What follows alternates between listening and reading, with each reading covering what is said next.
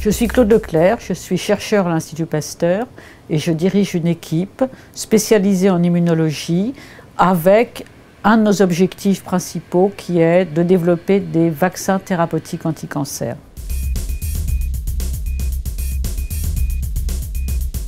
On peut aujourd'hui vacciner contre certains agents infectieux, des virus, qui sont responsables du développement de cancer sur 10 ans, 20 ans. Mais là, on est dans une vaccination classique qui est en fait de prévenir l'infection par des virus responsables de cancer. Mais ce qui préoccupe le plus aujourd'hui les gens, c'est de vacciner de façon thérapeutique, c'est-à-dire chez des patients qui portent des cancers, peut-on stimuler les réponses immunitaires pour aider ces malades à éliminer les cellules tumorales.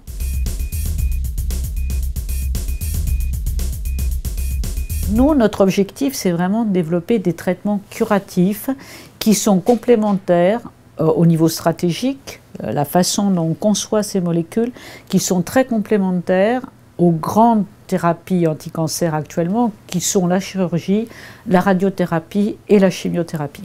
Aujourd'hui, on a très peu utilisé, en fait, les capacités du système immunitaire pour traiter le cancer. Et ça, c'est vraiment notre objectif. Ce qu'ignorent souvent beaucoup de gens, c'est que le cancer, c'est vos cellules. Donc il faut réussir à apprendre au système immunitaire à tuer les cellules cancéreuses qui en même temps sont vos cellules.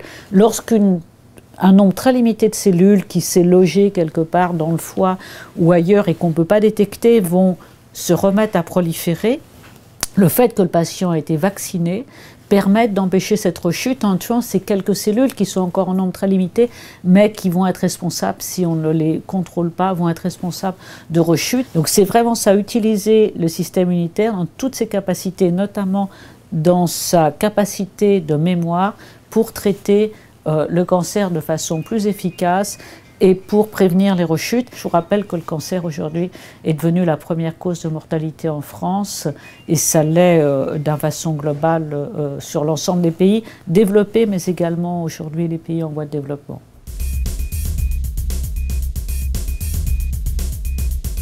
D'un point de vue global, je dirais qu'il faut déjà, entre la mise au point d'une molécule candidate dans nos laboratoires et le passage aux patients, il faut déjà une dizaine d'années, ne serait-ce que pour franchir les étapes réglementaires de démonstration de l'inéquité chez le malade et puis ensuite de la démonstration de son efficacité. Donc si on rajoute l'inconnu de toute nouvelle stratégie, vous donner une date aujourd'hui serait extrêmement difficile, mais bien évidemment, ça veut dire qu'on n'aura sans doute pas de vaccin thérapeutique disponible de façon large, pas uniquement dans les essais cliniques d'efficacité, mais de façon large, pas avant sans doute une dizaine ou une quinzaine d'années.